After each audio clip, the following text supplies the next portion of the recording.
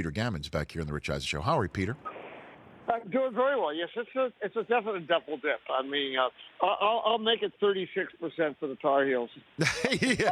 Where are you? Are you in Boston right now, Peter? In Fenway Park? I'm in Fenway Park. Yes. Okay. Good day. Nice day. Beautiful day for baseball. Absolutely beautiful. We've had terrible weather for like a week. Ever since I got home from Florida and Arizona, and now it's gorgeous today. It's like I told Clint Hurdle that the sun is just shining on him. So. And before we get to the baseball, where are you watching the game tonight, Peter? Walk me through how Peter. It at home. Okay, I will watch it at home in quiet. When they won it on Michael Jordan's shot, I was in room 422 of the Holiday Inn in Winter Haven, Florida, sitting with Billy Mike Smithson, who actually played on the Bernie and Ernie team at Tennessee. Uh-huh. So I usually watch it in private so I don't get too frustrated. By the way, I did not think there would be an Ernie Grunfeld reference coming out of your mouth, Peter, in this conversation. I did not think that would be happening. I love that team. So you're a Carolina guy. What's your favorite Dean Smith story? Give me your favorite Dean Smith story, Peter. Actually, I'll say this because it's very personal to me. But he took a liking to me for some reason. I'm not sure why. But he's probably one of the predominant reasons that I'm in the business I'm in, and I have been. I'm now sitting here waiting for my 46th opening day. But when I was a student at North Carolina, he kind of took me under his wing. And one day I got back to my fraternity house, and there was a note, Peter, call Coach Smith. So I called him, and he had Frank DeFord coming down. Frank DeFord was a Sports Illustrated at the time, and was coming down to do a story on Dean. And he thought that it would help me to be there a couple of times when they had lunch, and another time when Frank would be interviewing Dean, and he wanted to help me as a student to observe someone who was a giant in the business and a master interviewer. And so that's what he did for me, for my career. And I actually, I ran in 2 weeks ago in Jupiter, I ran into Billy Cunningham, which was a great treat. And I reminded him because I was sitting next to him when Dean Smith was on the bus coming back from Winston-Salem, and Dean Smith was hung in effigy. And Cunningham got off the bus, climbed up the dorm, and pulled the dummy down. And I reminded him of that story, and he's just sort of like, well, that's what Dean did for everybody. And I said, yeah, exactly. You could be a member of the media, and if he brought you into his family, he brought you into his family. Peter Gammons joining me here on the Rich Eisen Show. You said 46 opening days? 46, Peter? Yes. What was your first? Yes. Do you remember? 1971, and Ray Culp pitched for the Red Sox and beat the Yankees. And I remember asking a couple of people, and they said, well, let's come back tomorrow and see what the Red Sox look like when Ray Culp doesn't pitch. And I think they lost like 14-2. And now here we are in 2017, and you know I hesitate to set this up in this way, Peter, because baseball came off of truly one of the more magical postseasons with some of the biggest television numbers the sport has had in recent days. But here we are on an opening day. They're having most of these games on a national championship Monday. They had 3 games yesterday. Is there something Major League Baseball can do to have a bigger splash in a way in the 21st century to cut through something here? Maybe having the Cubs raising a banner on opening night in the same way that the NFL has the champions raise a banner in front of their crowd or something like that, Peter? I was a little surprised, and I know there have to be reasons why they didn't, but I was a little surprised that, I mean, you could have the Yankees playing the Rays and Arizona playing against the Giants, but I was surprised that the first Sunday night game was in St. Louis, not in Chicago. I mean, I agree with you. I just thought it should be. I mean, there haven't been many moments to beat the Cubs winning, and obviously they had a great deal to do. They are the most popular team in the sport, and it obviously has something to do with the great ratings they got last year. But I just think it would be appropriate. They did it for the Red Sox in 2005 after they won after their 87-year drought. And they had opening day here in Boston with the Yankees here. And I thought it should be Chicago at home. Raise the flag there at Wrigley Field after all these years. I agree. I mean, it's hard to start on a Thursday or something like that where there's nothing else going on. I buy that.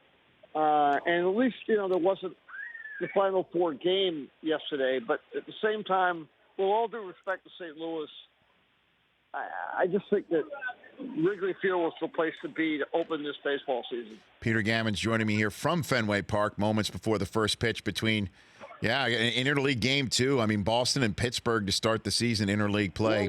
Well, we're replaying. This is the revenge for the 1903 World Series. The Red Sox beat the Pirates 5-3. Now we got to find something older than the Cubs curse, right, to open the season. The amazing thing, Dan Shaughnessy pointed out that the first pitch thrown on opening day in that season was by Cy Young. And tonight, this year's first pitch will be thrown by Rick Porcello, who is the reigning Cy Young Award winner. I love it. We're delving for storylines here on the first day of the Major League Baseball season en masse for pretty much everybody else. So, what do you is the storyline? Who's going to beat the Cubs? What do you think here, opening day, that we will still be discussing deep into August and September, Peter? I think one of the things that I find very interesting is I think that the balance of power between the two leagues has changed. I think that the Cubs are really, really good, and they're really deep, and they're very young, and they're clearly a brilliantly run organization. But, I mean, I easily could see the Dodgers winning the World Series. I can easily see the Mets winning the World Series. I can easily see Washington winning the World Series.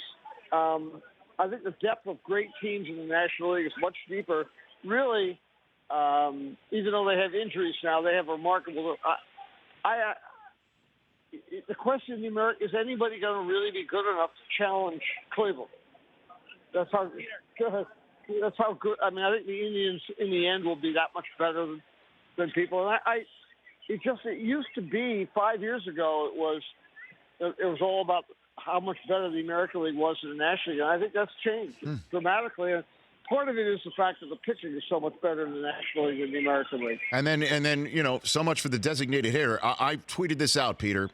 And I know nobody's talking about the home run derby here on opening day, but why shouldn't the home run derby this year be Bumgarner, Arrieta, Bartolo Colon, and a power hitter voted on by the fans, and let's go? Why? That would be really fun. Wouldn't that be great? At one point last year, they got to the playoffs. I had Giants players told me, regular players saying they never wanted to take batting practice with Bumgarner because he's so great. And, his power is ridiculous. And it's absolutely, I think he's a fascinating story in what he's done as a hitter. I mean, he is one of the strongest people I've ever encountered. But at the same time, he can really hit, and it's a great story. People want to watch it. I mean, I know a lot of National League people would like to see, not owners, but people who run teams would like to have the designated hitter in the National League because it's much easier to build a roster. Mm-hmm. I mean, there are teams like Atlanta and Miami, both they start the season with 13 pitchers, which means on their bench they're going to have a backup catcher, a backup infielder, and two players. That's I don't know. You can use the roster with 11 or 12 pitchers in the American League because of the DH. And you don't have as many substitutions. You can't do it in the National League. So I think it makes it much more difficult. But I think owners appreciate that it's not just the money that DHs are often more expensive. It's that the National League prides itself on those fans who liked it the way it was, and they like to see, pinch hitters and more strategy, which is what you get in the National League. Last one for you, Peter. What did you think of Forbes making Theo the greatest leader on planet Earth? What did you think of that one? Well, I thought, first of all, what he said was he can't even get his dog to stop peeing on the living room rug. So he said, I don't know how much of a leader I really am. But it is remarkable what he's done.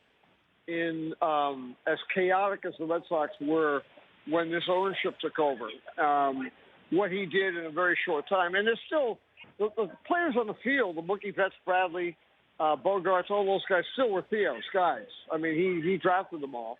And what he's done with those two franchises is incredible. And you think about the money he's made for both of them, it's absurd.